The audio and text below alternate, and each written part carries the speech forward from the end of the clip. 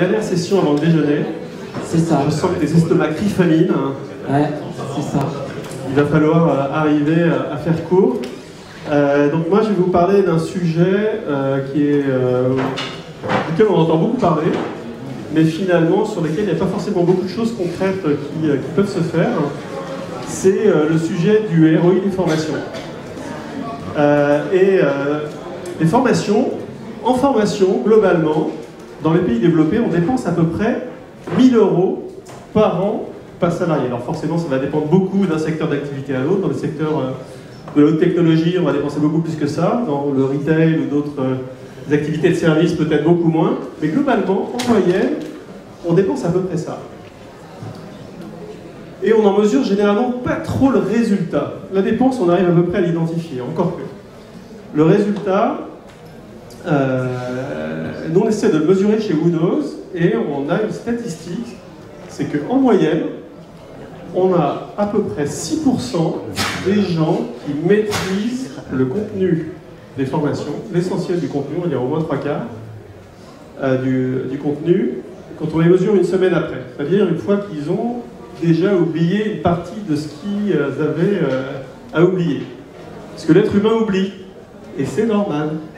On est tous programmés pour oublier, parce qu'on reçoit beaucoup plus d'informations dans une journée que ce qu'il est utile de conserver.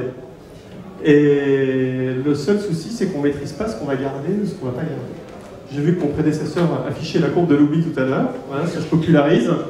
Donc on voit bien qu'on oublie. Tout le monde est d'accord là-dessus. Donc on pourrait se dire tout ça, et quand on mesure finalement les connaissances, on obtient généralement une courbe de Gauss. Et le problème de la courbe de Gauss, c'est que la part des gens qui passent la barre quelque part, elle est très faible. Donc on pourrait se dire tout ceci est un gigantesque gâchis, et pour à peu près tous les secteurs, tous les départements d'une société, la décision normale d'un financier par rapport à ça, ça serait de dire il faut arrêter. On va tous aller à la pêche. Sympa.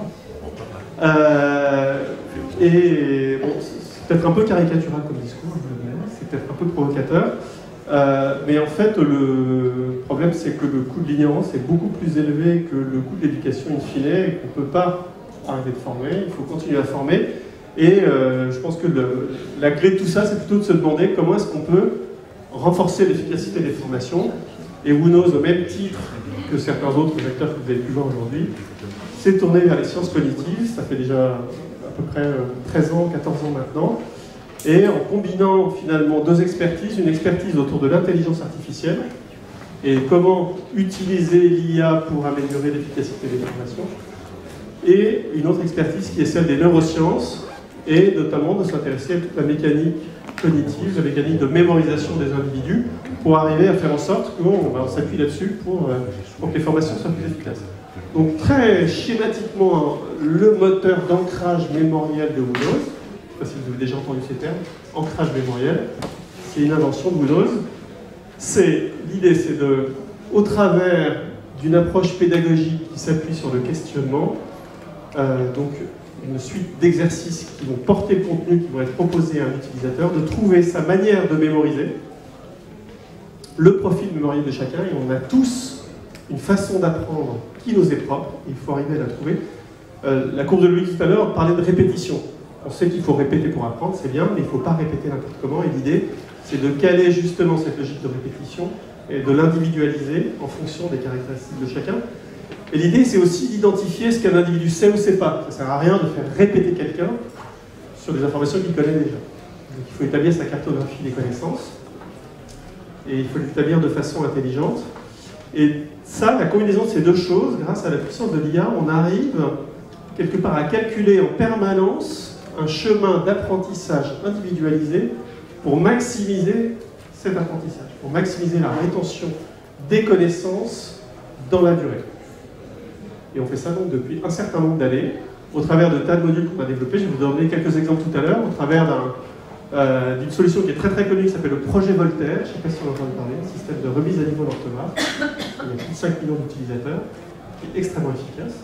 Si vous avez des enfants, ça peut être la solution. Voilà, et donc on va passer en gros une statistique qui est en gros, il y a 6% des gens qui maîtrisent l'essentiel du contenu des formations une semaine après. Cette fameuse courbe a une statistique qui est à peu près 93% en moyenne des gens qui sont en compétence quand on mesure leur niveau de connaissance après une semaine. Et fréquemment on nous dit oui, l'ancrage mémoriel, est-ce que ça marche vraiment dans la durée? On fait ce test après 3 mois et on a en gros les mêmes statistiques. Et on a plein d'exemples qui l'attestent. Donc l'idée c'est quoi? C'est finalement, quel que soit le niveau de départ des individus, c'est l'échelle du bas, le score qu'ils ont pu avoir en test de positionnement, c'est d'amener tout le monde à l'excellence. Et l'idée c'est aussi de produire des résultats mesurables. On a parlé de ROI tout à l'heure. Si on veut parler de ROI, il faut mesurer les résultats. Donc on mesure ces résultats, et quelque part, chez Woonos, on est capable de garantir ce résultat, on est capable de garantir un niveau final. Et on a des clients, je pense à un grand constructeur automobile avec qui on travaille en ce moment, en forme de commerciaux, on s'est engagé contractuellement sur un niveau de connaissance minimal des apprenants à 3 mois après la formation. Si ce niveau n'est pas respecté, on leur rend une partie significative du montant du budget du projet. Je pense qu'il n'y a pas beaucoup d'organismes de formation qui peuvent prendre cet engagement-là. Et quand on parle de ROI, il faut parler également de temps consommé en formation. Donc l'idée de cette technologie aussi, c'est de consommer pour chaque apprenant, le temps juste nécessaire. Et finalement l'idée c'est quoi? C'est d'adapter le temps de formation en fonction 1 du niveau de connaissance initiale et 2 des capacités d'apprentissage de chacun. C'est bien ce qu'on va faire. Et on voit que quelqu'un qui avait peut-être un score de 18 va mettre un quart d'heure à faire un module de formation, quand celui qui avait un score de 10 va mettre 1 heure, et celui qui avait plus de difficultés va peut-être mettre 1 heure et demie. Et c'est le temps dont il a besoin pour acquérir ses connaissances. Et donc l'idée de mesurer les résultats, c'est bien de mesurer quelque part ces 3 courbes, le niveau initial des individus, le niveau final qu'on arrive à leur faire atteindre, et le temps que chacun y passe. Voilà. Et au travers de quelques exemples, donc chez KPMG par exemple, on a travaillé sur tout le parcours d'intégration des jeunes embauchés, et ils sont très nombreux chaque année, et ils viennent de tas d'origines différentes. Et ceux qui viennent de la fac de droit ne vont pas avoir le même jeu de compétences initiales que ceux qui sortent d'une école de commerce. Pour autant, il faut mettre tout le monde à niveau, et il faut arriver à homogénéiser le niveau d'arrivée des individus. Et donc on est arrivé au travers de ça, non seulement à diviser par 2 le délai et le coût du programme, mais surtout, c'était ce qui est le plus important, à homogénéiser le niveau de compétences en sortie. Chez L'Oréal, on a formé des formateurs, qui ensuite allaient former les coiffeurs aux produits de coloration. C'est très compliqué la coloration, c'est vraiment de la chimie. Et là, ils nous ont vraiment interrogés, challengés sur un niveau à 3 mois, et on voit qu'on est arrivé vraiment à garder ce niveau-là dans la vie. Donc j'ai parlé de ROI. Donc l'idée, quand on veut calculer un ROI, c'est de se pencher sur la formule de calcul, qui typiquement va être le résultat sur le coût. Alors qu'est-ce qu'on met dans le résultat, qu'est-ce qu'on met dans le coût? Là, on peut se poser plein de questions. Nous, ce qu'on y voit en matière de formation, c'est que le résultat, ça va être le delta de connaissances qu'on va être capable d'avoir, le delta en matière d'évolution des comportements, et puis aussi la pérennité des acquis. C'est bien beau de faire acquérir des connaissances, mais est-ce que ces connaissances, elles vont rester dans le temps? D'où l'idée de mesurer ça au travers des différentes courbes que j'ai montrées tout à l'heure. Et quelqu'un qui avait 15 à son test de positionnement que j'avais à 18, il n'a pas le même delta de connaissances que quelqu'un qui avait 3, que j'ai amené aussi à 18. L'idée au travers du résultat aussi, c'est vraiment de se pencher sur des choses qui sont concrètes. J'ai un exemple chez Métro tout à l'heure, par exemple. Chez Métro, on a formé les commerciaux, on a mesuré une augmentation de l'indice de satisfaction des clients. Ça, c'est un résultat concret. On a des clients qui font du mystery shopping, ils vont véritablement mesurer l'évolution du service client, on arrive à effectivement mesurer un résultat final. Ça, c'est vraiment le Graal, je veux dire. Côté coût, il y a, on pense bien sûr évidemment au cash. C'est combien m'a coûté la formation, combien j'ai sorti de ma poche pour financer cette formation. De notre point de vue, le coût principal, c'est le temps passé. Le temps passé par les salariés, le temps passé par les formateurs bien sûr, les frais de déplacement éventuels. Mais ce temps passé, c'est de notre point de vue quelque chose qui n'est pas forcément bien mesuré, bien maîtrisé, et ça nous semble être vraiment un élément critique pour mesurer ce ROI. Et enfin, il y a un élément pour le coup qu'on ne mesure certainement jamais, c'est la motivation. On constate, je ne sais pas si vous constatez ça chez vous, mais que c'est de plus en plus difficile d'embarquer les gens dans la formation. Parce qu'ils n'en ont pas forcément, je ne dis pas pour leur argent, mais pour le temps qu'ils y passent. Et il y a des secteurs d'activité comme notamment les services financiers, enfin la banque ou l'assurance, où il y a énormément de formations réglementaires, les gens sont bombardés de e-learning, ils ne veulent plus y aller. Parce qu'ils n'en ressentent pas de bénéfices personnels. Donc il faut arriver, pour garder cette motivation, faire que les gens aient encore envie de se former, et aller chercher justement toute l'offre de formation qui est à leur disposition, arriver à trouver des leviers de motivation. Et les bons leviers de motivation, c'est le bénéfice personnel qu'ils vont en retirer, et si on arrive à garantir le fait qu'ils vont mémoriser, qu'ils vont acquérir des savoirs, acquérir des comportements, c'est quand même plus facile. Et deux, ils y passent le temps juste nécessaire, qu'ils en aient pour leur temps. Ça, c'est important. Ce qui nous amène à cette synthèse quelque part. Et dans certains cas concrets, quand il s'agit de commercial par exemple, on fait vraiment du calcul de ROI, on a des formulaires Excel qu'on va remplir et qui vont nous permettre vraiment d'évaluer en espèces sonnantes et trébuchantes les gains qu'on peut obtenir au travers de l'ancrage mémoriel. Sachant qu'on mesure systématiquement donc, ce taux de personnes en compétences, on a même déposé ce terme chez Windows, et on aimerait bien qu'il se popularise quelque part, qui est donc la proportion des apprenants qui est en compétence quand on mesure leur connaissance, on va dire, à 3. Voilà, donc booster le ROI des formations, bah, finalement, c'est de raisonner de cette manière-là. Et le mieux pour en parler, bah, c'est de laisser quelque part la part de nos clients, de montrer des cas concrets.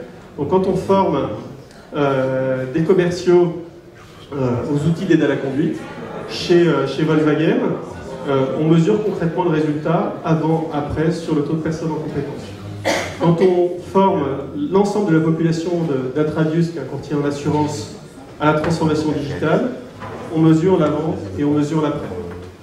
Quand on forme les 9500 collaborateurs de Métro en France à la méthode de vente, on mesure le taux de compétence avant et après. Et en plus, on mesure l'indice de satisfaction des clients, l'évolution de l'indice de satisfaction des clients, une fois qu'on a déployé ce programme qui est extrêmement utile. Quand on forme l'ensemble des collaborateurs de Safran Learning System à la prévention des incendies, le bon geste, le bon réflexe à avoir en cas d'incendie, on mesure ça avant et après. Et c'est l'ensemble de ces résultats finalement qui va nous permettre de, quelque part, évaluer le ROI de la formation. Et c'est vrai que c'est une approche un petit peu novatrice. Voilà, j'ai essayé d'être relativement bref sur l'exposé de l'ensemble de ces concepts. J'ai à votre disposition en téléchargement sur le site de Windows un magnifique livre blanc que nous avons réalisé en coopération avec Ilgi, qui nous reçoit aujourd'hui, qui va détailler justement l'ensemble de notre démarche. On a également quelques exemplaires papier qui sont disponibles sur notre stand. Donc, surtout, n'hésitez pas à passer l'écran si ça vous intéresse et à nous interroger. Et je pense qu'il reste quelques minutes pour des questions si vous le souhaitez. Ou une petite démo ou une petite démo non. Je n'ai pas prévu de démo. D'accord. Ok. Donc, peut-être des questions sur l'ancrage mémoriel, cette démarche. L'auditoire est peut-être affamé. Ou peut-être. Non, tu avais autre chose à nous évoquer, nous dire, nous présenter? J'ai été un peu plus vite que prévu. Bah ouais, c'est ça. Hein. Quand on dit qu'on a 20 minutes, en général, on se dit oula, c'est pas beaucoup. Et puis en fait, si, 20 minutes, on peut dire beaucoup de choses. Okay.